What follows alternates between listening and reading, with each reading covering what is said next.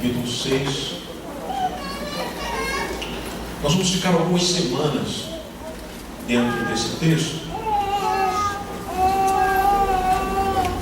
Recebi de Deus algumas mensagens nesse texto e a gente vai ficar algumas semanas meditando com os irmãos nesse mesmo capítulo. Marcos, capítulo 6, a partir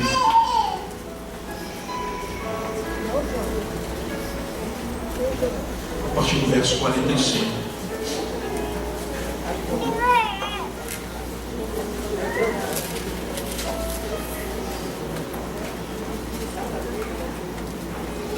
Diz assim: logo em seguida Jesus insistiu com os discípulos para que entrassem no barco e fossem adiante dele para Betsaida, enquanto ele despedia a multidão. Tendo-a despedido, subiu ao monte para orar. Ao anoitecer, o barco estava no meio do mar e Jesus se achava sozinho em terra.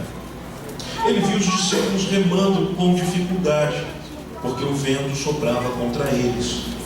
Alta madrugada, Jesus dirigiu-se a eles, andando sobre o mar, e estava já a ponto de passar por eles, quando o viram andando sobre o mar.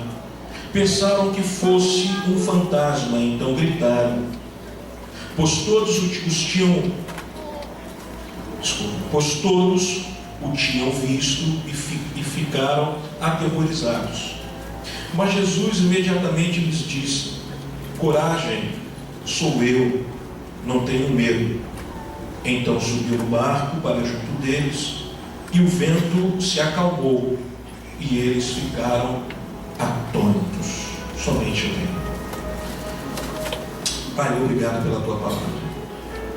Obrigado, Senhor, porque a tua palavra é lâmpada para os nossos pés, é luz, Senhor, para o nosso caminho. Nós amamos a tua palavra, nós declaramos nessa noite que nós precisamos ouvir a tua voz. Fala, Senhor, alto ao nosso coração. Nós queremos reconhecer que nós não somos nada sem o sentir. Que nós não temos nada sem ti. Declaramos que tu és o nosso bem maior. Declaramos, Senhor, que nós necessitamos de tê-lo como nosso pastor e guia, e através da tua palavra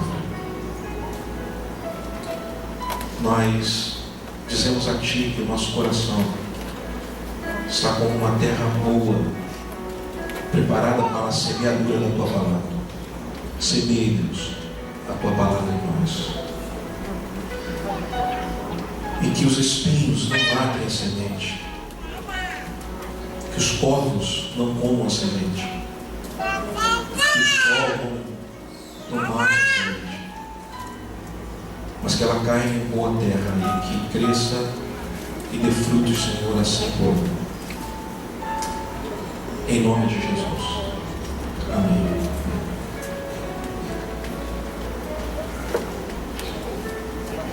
Vamos nós.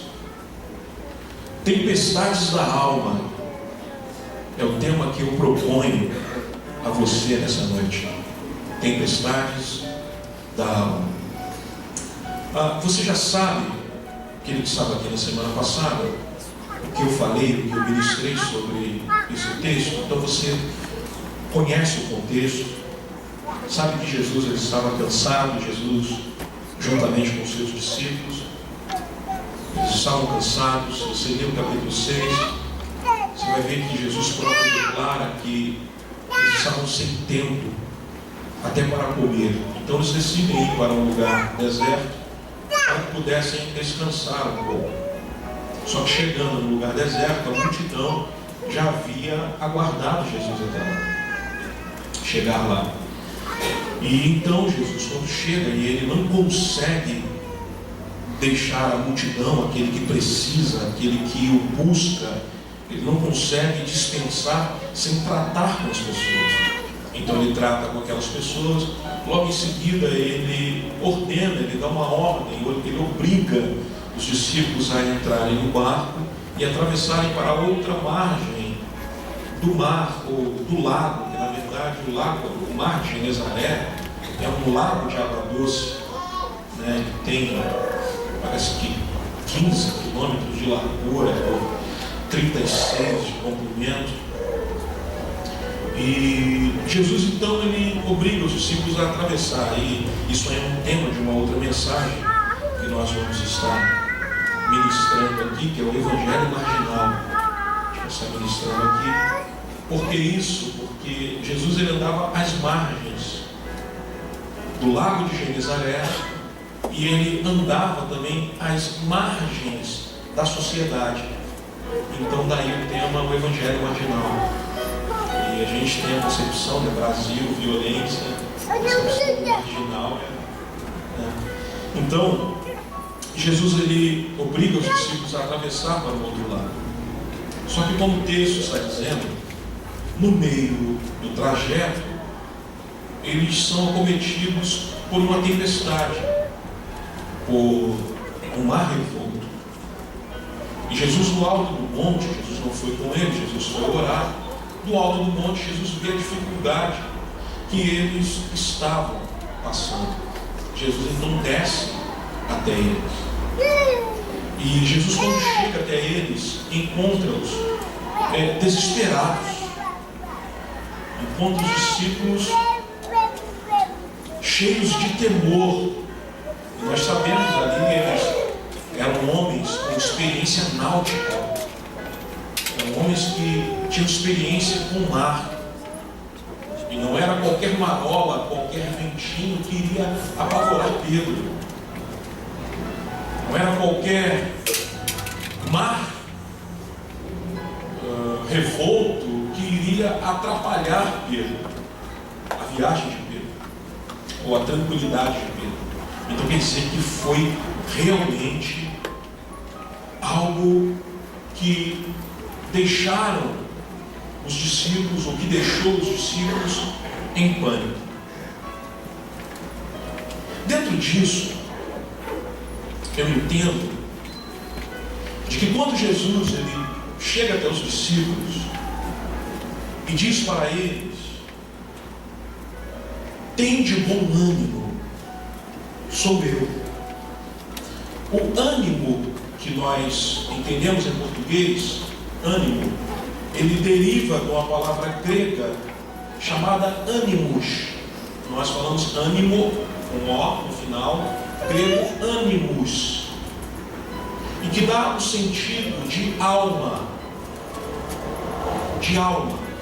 Por isso vem o tema tempestades da alma. Jesus encontra os discípulos no barco, apavorados, temerosos, medrosos, amedrontados, e ele diz: tende bom ânimo, reanime-se, não deixe a alma de vocês se apavorar.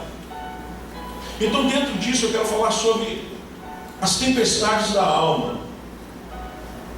Por que isso? Porque muitas vezes as maiores tempestades que enfrentamos não são aquelas que acontecem fora de nós, não são os ventos que sopram fora de nós, mas as maiores tempestades que nós enfrentamos, as maiores ventanias, vendavais, turbulências que enfrentamos, acontecem no campo da alma, acontecem dentro de nós, no nosso coração. Os tufões mais violentos não são aqueles que agitam as circunstâncias à nossa volta. Não são aqueles que agitam as circunstâncias dentro da nossa casa, ou no trabalho, ou na igreja. Não são esses os maiores tufões, mas são aqueles que deixam turbulentos os nossos sentimentos. São aqueles que abalam os nossos sentimentos. As maiores tempestades não são aquelas que ameaçam levar para o fundo do oceano nosso barco.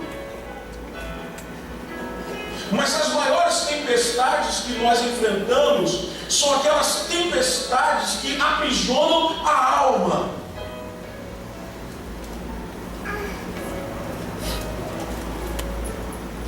Então, dentro da jornada da vida, surgem algumas perguntas que são difíceis de serem respondidas. Porque existem tempestades na alma que elas abafam a nossa voz. Muitas das vezes as tempestades na alma que nós enfrentamos, ela parece que é fé contra fé. Muitas das vezes as tempestades que nós enfrentamos, parece que a palavra de Deus é contra as próprias promessas de Deus na nossa vida.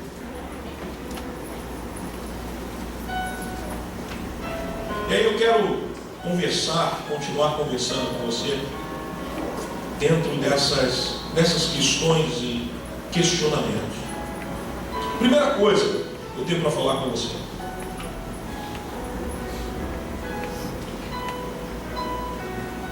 é que a obediência a Deus não é sinônimo de bonança. Eu falei um pouco sobre isso na semana passada, vou tornar a falar.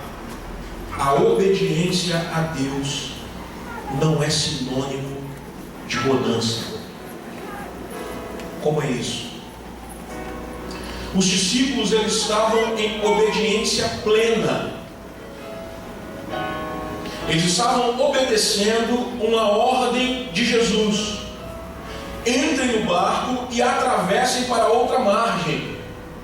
Eles entraram no barco e atravessaram para outra margem. Só que no meio do trajeto, a tempestade os assolou.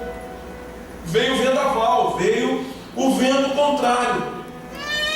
A obediência deles à ordem de Jesus empurrou eles para uma avassaladora tempestade. Isso vai contra a nossa maneira de enxergar o nosso relacionamento com Deus. Porque a gente pensa muitas das vezes que por nós sermos obedientes a Deus, por nós estarmos obedecendo a voz de Deus, coisa ruim não acontece com a gente. A gente não bate no carro, a gente não é assaltado, a gente não fica enfermo, a gente não fica desempregado. A gente tende a pensar essas coisas. Mas espera aí, Jesus ele foi obediente a Deus, e Paulo vai escrever aos Filipenses que ele teve morte e morte e cruz, sendo obediente até a morte. Então já quebra esse nosso pensamento, esse nosso princípio, esse princípio humano de que a obediência a Deus, se eu estou na vontade de Deus, se eu estou obedecendo a Deus, nada de mal me acontece. Isso não é uma verdade. Está redondamente enganado. Mas como entender isso? Como entender essa questão? Porque Deus permite que sejamos apanhados por situações adversas? Por que Deus nos empurra para o epicentro da crise, o núcleo da crise?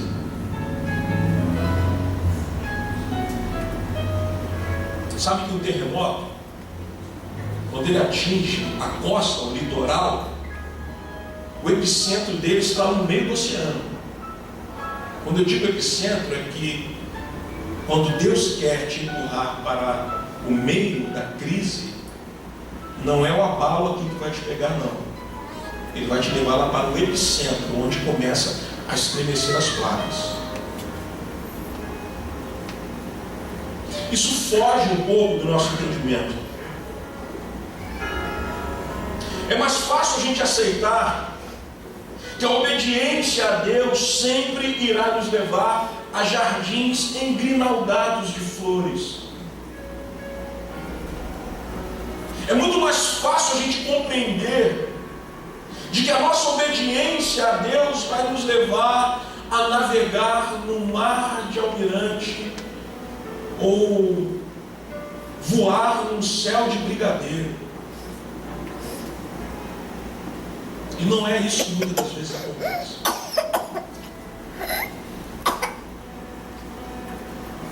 Muitas das vezes a obediência a Deus, ela nos leva para a fornalha da aflição.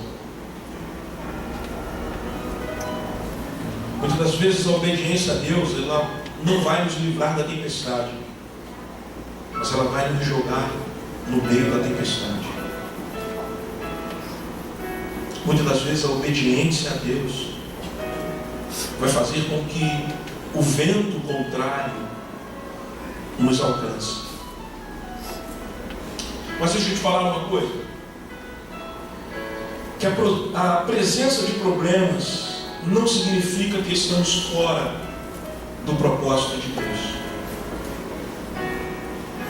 Porque tem muita gente também que é de um extremo ao outro.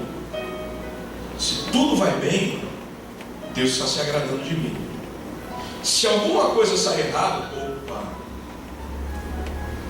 não está tudo muito bem. Se tudo vai bem, o carro anda bem, mas o carro deu um defeito, olha, Deus está falando alguma coisa nisso aí. Deus está te cobrando alguma coisa. A gente sempre tem essa coisa. A gente não tem isso. Tem gente que tem isso.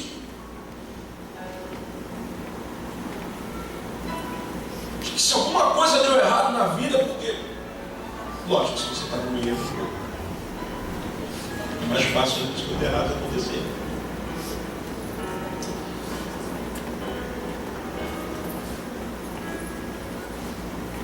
Os discípulos, eles estão numa tempestade. Mas isso não significa que Deus é indiferente a eles. Não há indiferença em Deus. Deus, Ele leva a sério o seu problema, a sua dificuldade, a tempestade que você está passando. Deus, Ele leva a sério. O problema é que a gente pensa que a vida cristã é uma sala VIP. Sabe como é que é a sala VIP? É uma sala climatizada, com poltronas confortáveis, com um serviço lá, te oferecendo cafezinho, água, chá, talvez um uísque, não sei, champanhe, não sei. Mas às vezes o crente, ele acha que estar na vontade de Deus, ele vai estar numa sala VIP, tendo todos os serviços possíveis a favor dele. Às vezes o crente acha que, por estar na vontade de Deus, ele está cercado por uma redoma. Eu lembrei logo do Pequeno Príncipe, que não queria que aquela carta comesse a flor dele. A flor falou que eu sou a única no mundo. E ele não queria que ela comesse a lagarta dele, então ele colocou uma redoma em cima da rosa dele. Então, ninguém vai comer, eu vou te proteger. E às vezes a gente pensa que isso vai acontecer com a gente. De que Deus, ele vai colocar uma redoma, uma estufa em nós. Que você sabe que a planta cultivada em estufa é para que as intempéries do tempo não interfiram no crescimento daquela planta. Olha, eu vou te dizer uma coisa. O Evangelho é totalmente o contrário. É totalmente o avesso e o inverso disso. Deus não cria crentes em estufas para proteger os crentes das intempéries da vida. Pelo contrário, você vai ter que suportar, terá que suportar vento, sol, chuva, às vezes algumas lagartas, né? As intempéries da vida, Deus, Ele não te livrará delas. Pelo contrário, Ele usará as intempéries da vida para fazer com que você cresça, para fazer com que você amadureça, para fazer com que você crie músculos espirituais. Ele muitas das vezes vai usar as intempéries da vida para fazer com que você deixe de ser menino, deixe de ser criança espiritual, deixe de fazer biquinho. Muitas das vezes Ele vai usar as intempéries da vida para você mesmo compreender como é andar no mundo de horror.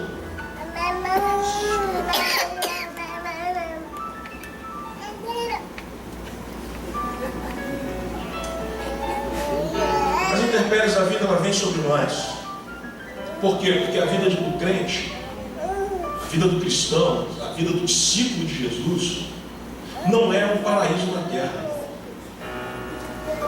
Eu falei semana passada, a promessa de Jesus foi: no mundo tereis aflições.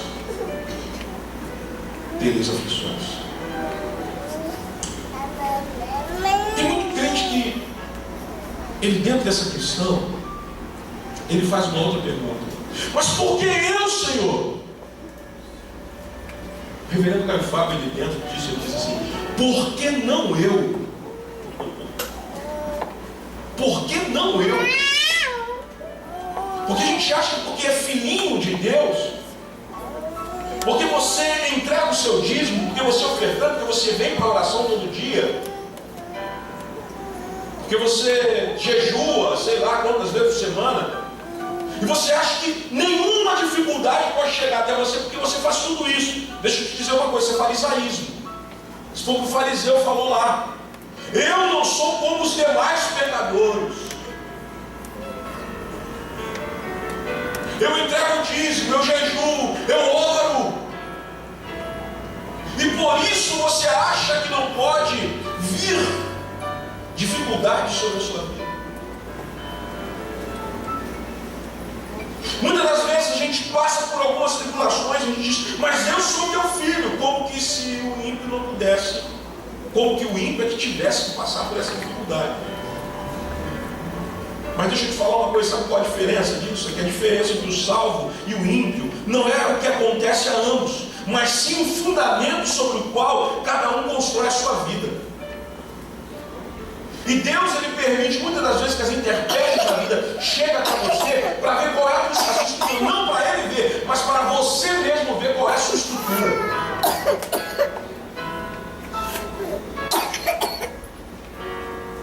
Que enquanto o vento não sopra, eu sou crente. Mas o vento soprou, eu já não sou mais. Enquanto o vento não sopra, Deus é bom. Mas o vento soprou, eu acho que Ele não é tão bom assim. Enquanto eu sou empregado, nossa, só vitória, varão. Aí fala até o crentez, né, que é o linguajar. Só vitória, vaso.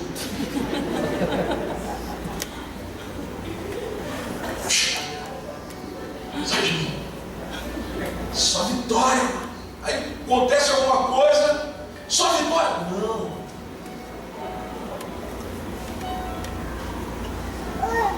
A diferença, cara, está sobre qual o fundamento que cada um constrói a sua casa. Quem constrói a casa sobre areia, quando vem a tempestade, desmorona tudo. Quem constrói a sua casa sobre a rocha, diz o texto que vem a tempestade, vem a chuva, vem o vento, combateram contra aquela casa. Ela caiu? Não, ela permaneceu de pé. A obediência a Deus não impede que as intempéries da vida cheguem até nós. Pelo contrário, Ele libera. Vem vento, deserto, temporal, ventania, tudo isso até nós. para te mostrar em que você está enraizado, ou se você está enraizado. Amém? Segunda coisa que eu quero falar com você: assim como o deserto, a tempestade também está marcada na agenda de Deus. Você lembra no início do ano, aquela série de mensagens que eu falei sobre Elias, que eu falei que o deserto, ele era algum problema, gente? Que o deserto, ele é marcado na agenda de Deus. Deserto não é acidente de percurso. Deserto é marcado na agenda de Deus. Assim também, tempestades sobre a nossa vida.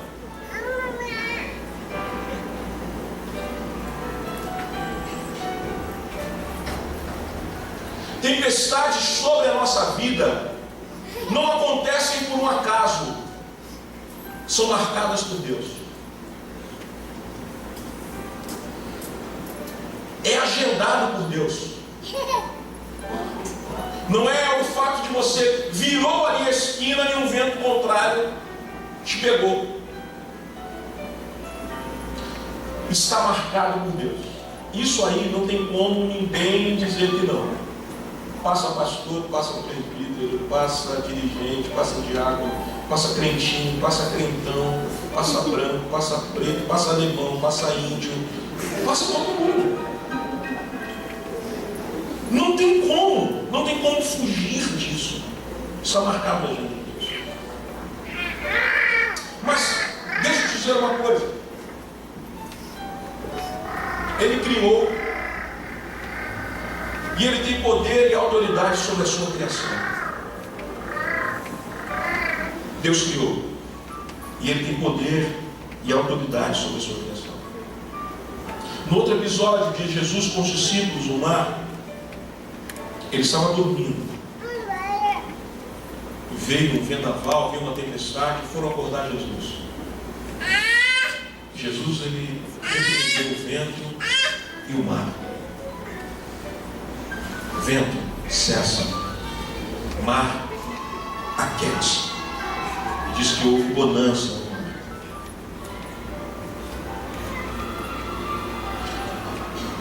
Jesus, ele tem domínio e autoridade sobre aquilo que ele criou.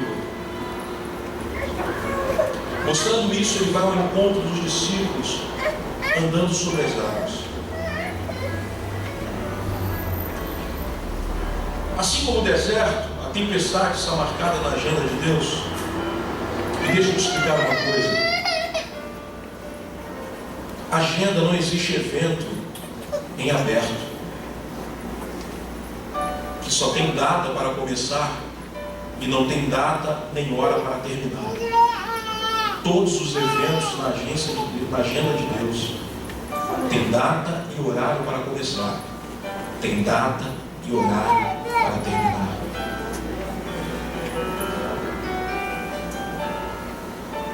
Basta que nós tenhamos a paciência de aguardar, a resistência de permanecer firme em meio às dificuldades. Terminando. Tempestades da alma estremecem o nosso interior. Tempestades da alma estremecem o nosso interior. Estoura trovões dentro de nós. Sei, quantos já viveram isso, mas quando você está com uma dificuldade, que todas as vezes que você lembra daquele problema, o seu coração acelera, pula dentro de você. Você já viveu isso?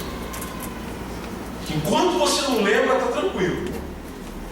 Mas quando você lembra, o coração dispara dentro de você. De viver situações de que parece que o nosso coração está como uma bateria de escola de samba, a 1000 por hora. Tem Tempestades da alma são aquelas que fogem do nosso controle. São aquelas situações que fogem do nosso controle, que está além das nossas forças. Tempestades da alma são aquelas que roubam o seu sono.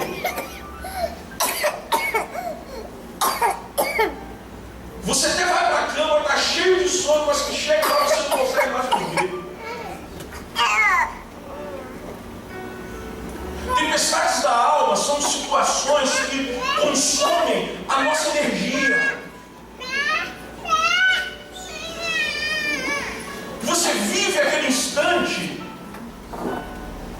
que parece que você trabalhou o dia inteiro, anda fadigado, porque tempestades da alma, ela tira o seu vigor.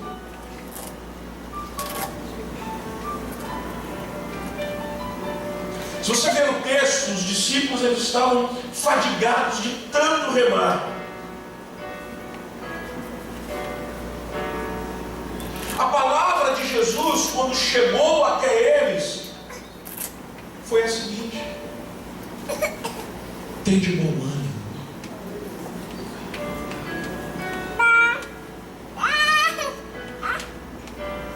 Fortaleça a alma de vocês, é o que Jesus estava dizendo. Tende bom ânimo, não deixe que a sua alma desfaleça.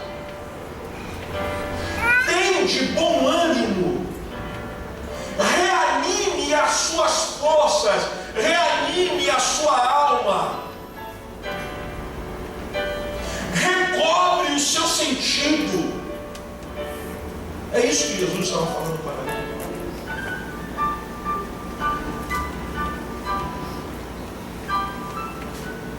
Nós temos que tomar o controle da alma.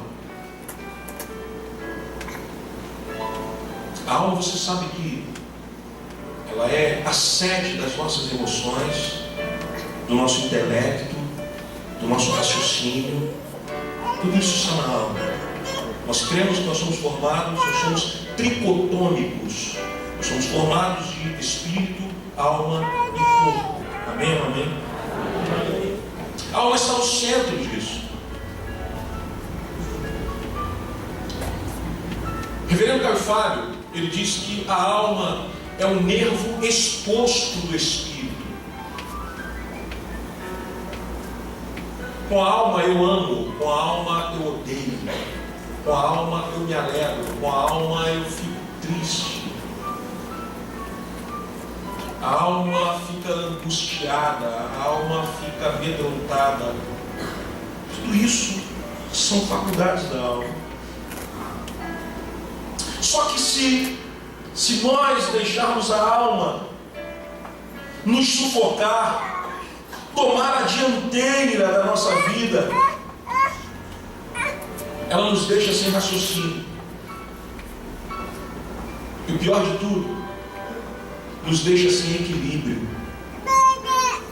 Se você deixar a alma, as emoções tomar conta de você, ela faz você perder o equilíbrio. Jesus ele estava dizendo para eles, mediante a dificuldade que eles estavam passando, não percam o equilíbrio. Jesus estava falando isso para eles. Quando Jesus fala, tende bom ânimo, Jesus estava falando para eles assim, não percam o equilíbrio. Que tem gente, quando passa por uma tempestade da alma, que fica desequilibrada, não está no gibi. Não estou falando de maluco não, ainda não, tá? Quase lá, quase chegando lá, quase tacando pedra em avião. Quase. Que perde o equilíbrio mediante as dificuldades, mediante as tribulações, mediante o problema. Quando Jesus chega até ele, Jesus está falando, tende bom ânimo, não se desequilibre.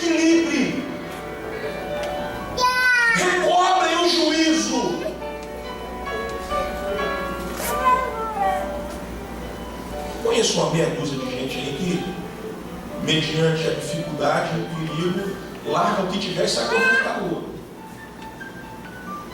Conheço uma meia dúzia assim. A sua Adolfo estava mexendo comigo quinta-feira lá, no dia que a gente estava jantando aqui em cima. Aí deu os pipocos aí. Deixa eu dizer, você atira? Eu, sim, atiro. Daqui a pouco chegou a irmãzinha desesperado. Deixa eu dizer, ela está desesperada. Para que fogo menor.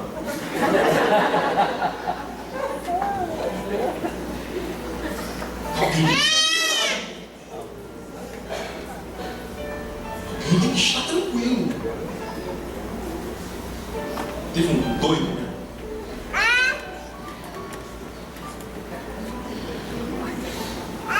O cara maluco, o cara queria causar um impacto na pregação dele, um ginásio lotado. E o cara, no meio da mensagem, o cara me dá pega uma peça na igreja. Irmãos, acabou de chegar uma notícia aqui que está vindo não sei quantos carros, os homens fortemente armados e vão invadir aqui o ginásio agora. Irmãos, não ficou um. Geral meteu o pé.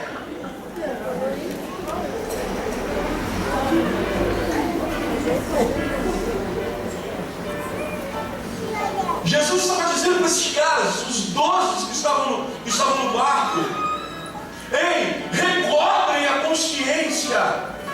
Vocês estão todos desequilibrados, cara. Reanimem-se.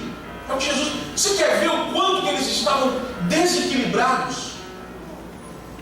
Que quando Jesus vem andando sobre as águas, eles não reconhecem Jesus, eles dizem que era o quê? Fantasma. Os joelhos deles estavam batendo um no outro. Os caras estavam cheios de medo. Estavam desequilibrados. O medo faz coisa.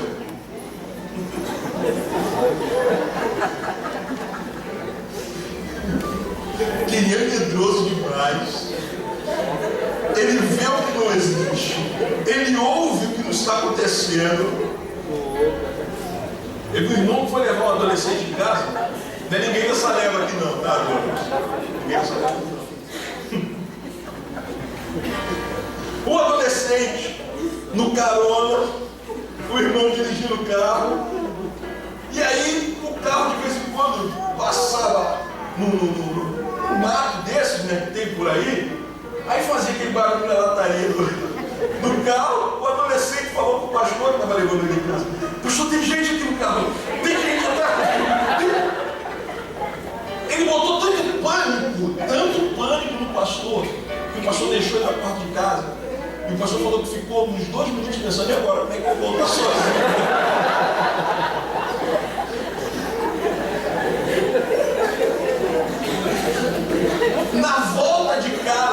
Na volta de casa, o pastor falou que até perdeu o caminho. Foi aqui na parada isso. Você imagina, você nascido e criado num bairro, e você, a pessoa te deixa com tanto medo que você esqueceu o caminho de casa. Os caras estavam cheios de medo. Eles estavam desequilibrados. Que quando eles veem Jesus caminhando sobre ele, até eles falam: agora que danou de vez. Agora perna para quem a gente quer não dar, que é mar. Agora que Deus nos acuda, porque agora a vida de nós é um fantasma. Eles estavam desequilibrados. Eles veem Jesus andando sobre as águas e a conclusão deles é imediata e irracional. Vou repetir isso. Eles veem Jesus caminhando sobre as águas, indo na direção deles, e a conclusão que eles tiram é imediata e irracional. Eu vou repetir. Deixa eu explicar isso para você.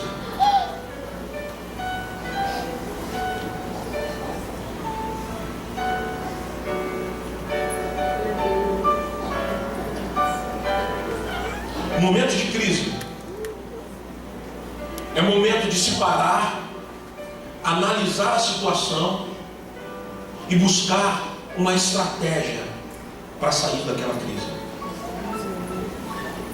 Momento de crise não é para correr, não é para se desesperar e nem tirar conclusões precipitadas. Eles tiram uma conclusão imediata e irracional da situação. Tem crente que tem fantasma.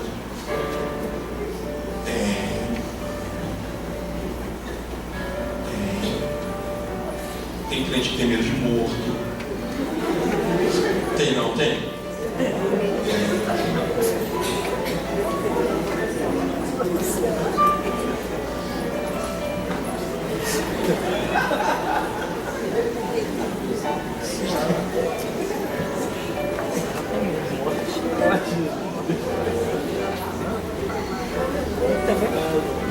Eu falei, tem crente que tem medo de escuro.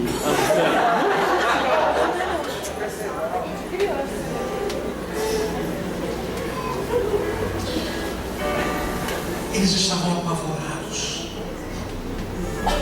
desesperados. Deixa eu falar sério para você.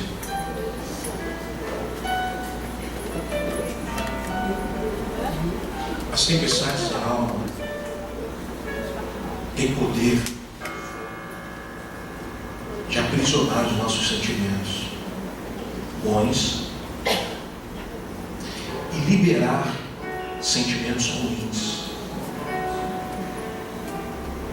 As tempestades da alma têm o poder de aprisionar sentimentos bons e liberar sentimentos ruins.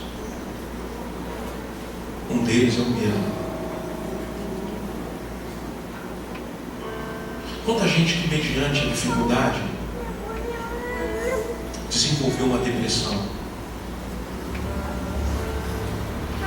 Quantas pessoas que, em meio à dificuldade, às tempestades da alma, desenvolveram a síndrome do pânico. Você tem medo de quê? Não sei. Tenho medo do medo. Qual catedral? Tenho medo do medo. Porque se no momento da dificuldade, se no momento da tempestade, você não manter o equilíbrio, deixa eu te explicar uma coisa, equilíbrio não é você estar puro, não, porque tudo que é rígido demais quebra. Por isso que quando está a torcida do Flamengo lá, pulando no Pará, a arquibancada faz assim, só a torcida do Flamengo faz assim. Porque se a arquibancada fosse rígida, a hora que 30 mil torcedores pulassem juntos, iria desabar tudo na hora.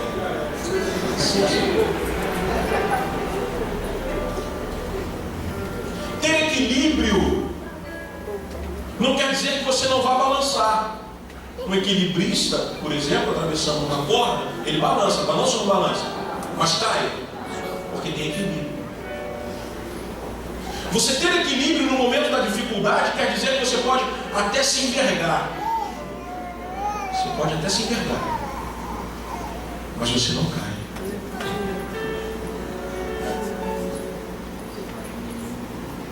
Ter equilíbrio é você desenvolver a capacidade de suportar o vento. Sopra, te leva, mas quando ele passa, volta para o mesmo lugar. Ter equilíbrio é desenvolver a capacidade de tomar pancada, porque a vida dá pancada. E forte. Ou só eu que tomei pancada da vida? A vida nos dá pancada forte. Daquelas que te balança, mas você não cai. Você permanece.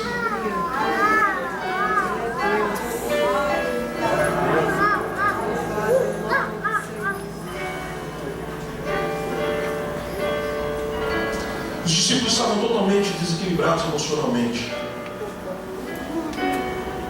Eu quero dar um exemplo para você sobre tempestades na alma. Eu lembrei de Ana, mãe de Samuel.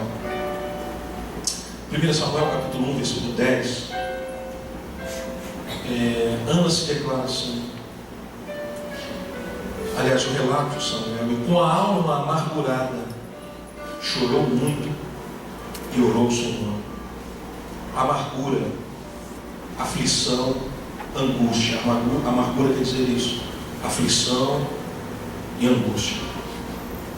Esses sentimentos são atribuições da alma.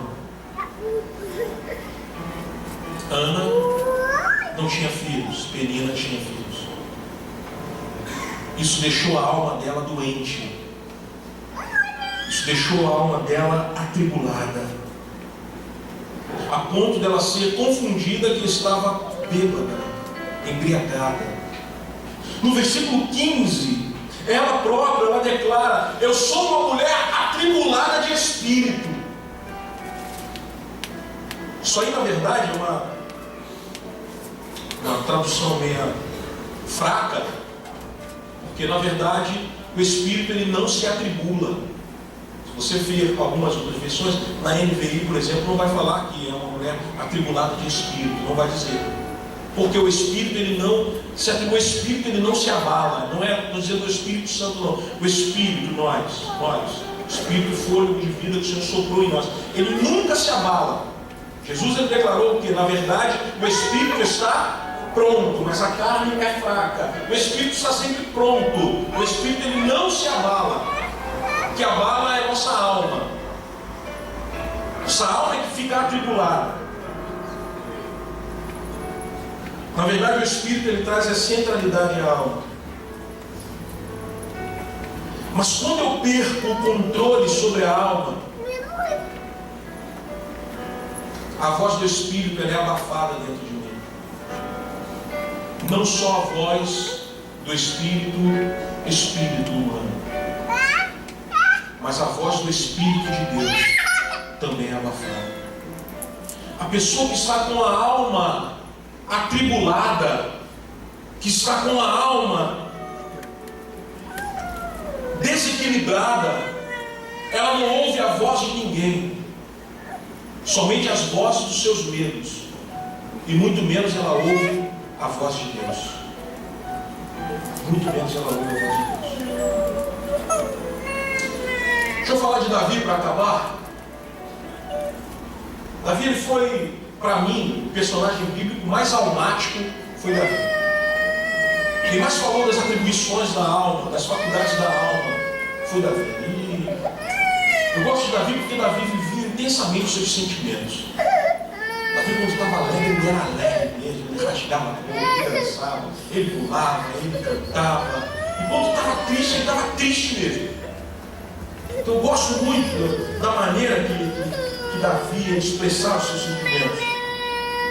Mas Davi, ele vivia tão intensamente os seus sentimentos, a ponto dele perder, às vezes, a sanidade em seus poemas e canções. Mas se a gente lê algumas coisas que Davi escreveu, você fica com a alma tão atribulada desse jeito mesmo. E eu digo que ele, às vezes, perdia a sanidade em seus poemas e suas canções. Você quer ver? Salmos 6, versículo 3, que diz assim: também a minha alma está muito perturbada, mas tu, Senhor, até quando? De vez em quando ele vinha com uma dessa. Salmos 13, versículo 2, ele diz assim: até quando encherei de cuidados a minha alma, tendo tristeza no meu coração cada dia? Até quando o meu inimigo se exaltará sobre mim? Davi, ele supervalorizava esse sentimento. Salmos 30, versículo 3, ele diz assim: Senhor, fizeste subir a minha alma do Sheol, do inferno. Isso quer dizer que ele estava no inferno. E que eu já falei para você que existem dois tipos de inferno: o inferno escatológico, que é aquele que não reconhece Jesus como seu único e suficiente Salvador, ele vai para lá, não tem jeito, vai passar a eternidade no inferno. E o outro inferno é o inferno circunstancial, circunstancial. São situações que a gente vive que é o verdadeiro inferno. É nesse inferno aqui que ele está dizendo: Senhor, tu livrou a